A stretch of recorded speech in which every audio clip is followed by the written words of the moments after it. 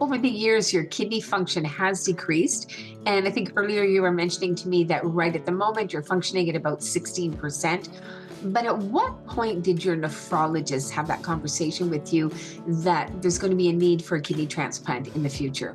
Right. So this actually just happened recently, sort of November, December. You go in for your regular blood work, you have your appointments with the kidney clinic. And I got notified in December that, your numbers are starting to decrease. We need to look at maybe, doing something.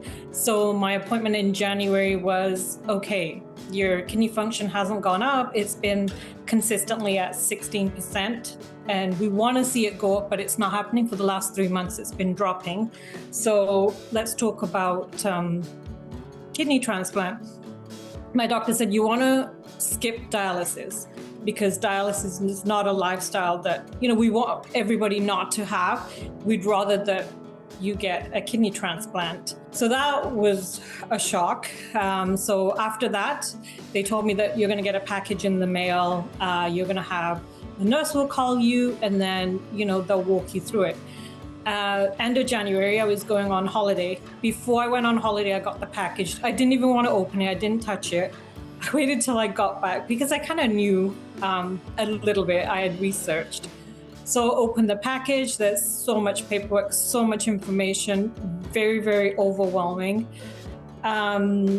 It was a lot to take in, which I kind of knew, but I didn't realize it was like I'm reading through it and the process, and it's up to me to find a donor.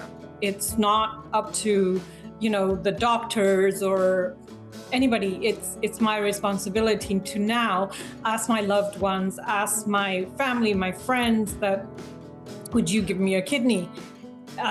So that was, I knew, but still actually hearing it and actually having to say it's two different things.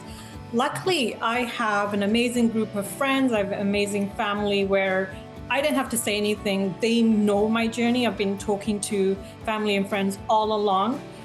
So when I was at this stage, I automatically had 4 or 5 people say, I will give you my kidney. I said, well, you don't understand what's involved. No, I want to get tested, put me down.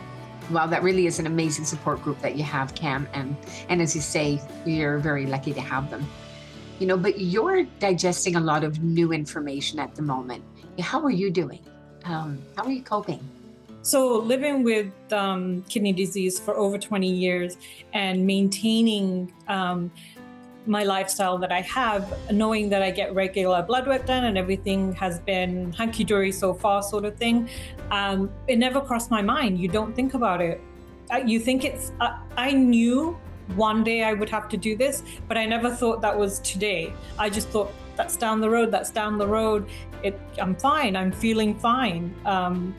Because it's a silent disease. So my kidneys don't hurt, but it's all the other stuff around it, the side effects that shows, and of course in the blood work. So I never thought that this was going to happen. It's a shock. It was a lot to take in. Initially when my doctor told me, it's almost like he wanted my permission right then and there. It's like, I don't have a choice. It's not something that you go home and you think about and you get back to them. This is your life. Like, it's either you say, yes, I'm gonna do this. I need a kidney. I don't have a choice. Or like you said, you go on dialysis, but dialysis is only a temporary band-aid until eventually you still need a kidney. So I feel like it's not something that I'm choosing to do or choosing to have. It's something I have to. Right. To stay alive. Yes. So Cam, you're going through a long process right now of trying to find a living kidney donor match so that you can have a transplant prior to going on to dialysis. And as you know, that's called a preemptive transplant.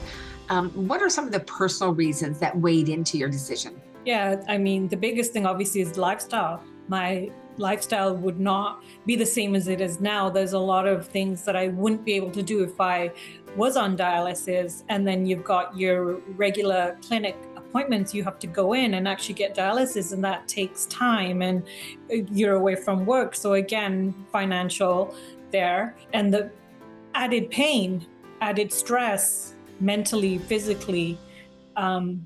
There's a lot, yeah.